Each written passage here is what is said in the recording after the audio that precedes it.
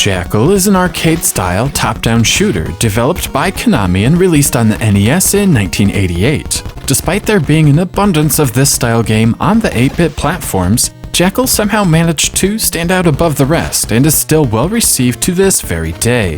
The premise of the game is simple. You pilot a jeep through enemy territory, trying to rescue POWs, blowing up enemies, and taking down bosses. Standard stuff. What makes this game so memorable are the controls. There is something extremely responsive about the way the jeep handles. It is exceptionally maneuverable and changes directions quite quickly. This is important in a game based around dodging incoming fire and adds a level of playability lacking in other games from the time. Next, you have two different weapons. Your machine gun always fires towards the top of the screen, regardless of the direction the jeep is facing. Again, this is fantastic and in some ways functions similar to strafing. If all of your weapons simply fired the direction you were facing, you would find yourself in awkward checkmates with your enemies. Having the ability to drive right and fire up adds an extra layer of depth to the game.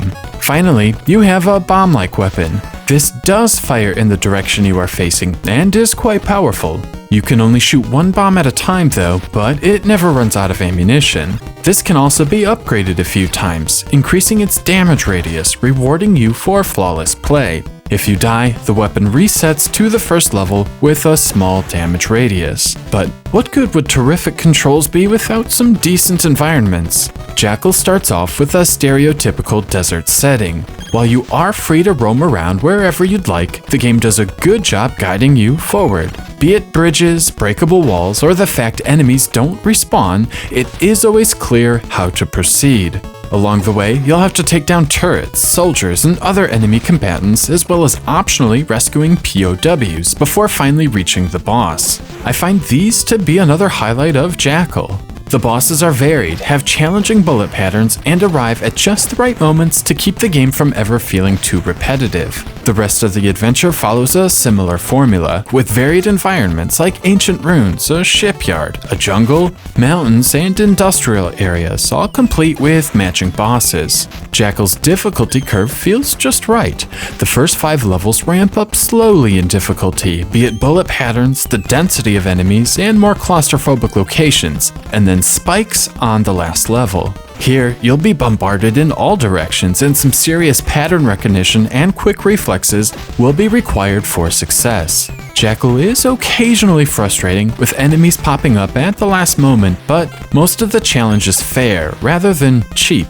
Being based on an arcade title, Jackal is somewhat short, with the 6 levels taking around 30 minutes to complete once you become proficient, which I find perfect for a retro title. I still can't help but wish there was some additional variety in the gameplay though, be it additional weapons or maybe even some new vehicles. Graphically, Jackal is average. The backgrounds, enemies, and tanks all look fine, but nothing here really wows me. On the bright side, enemy bullets are all large, making them easy to spot and react to when the action gets heavy. I also appreciate how each level has a distinct color palette, with each level having its own look and feel. However, at the end of the day, Jackal really doesn't look all that different than other top-down action titles from the 80s. The same goes for the soundtrack. While the music is pleasant to listen to, the melodies and beats don't really stand out at all, though they do have plenty of bass. Overall, Jackal is a satisfying game. The controls are the highlight for sure, and the Jeep is an absolute joy to pilot around the game's 6 stages. I just wish the rest of the game was elevated to this degree. As it stands, the mediocre graphics and average music really prevent this game from joining the upper echelon of NES games. Don't get me wrong, Jackal is still a lot of fun, and with the going price of around $7, you'll definitely get your money's worth. Even more if you have a friend. 3 out of 5.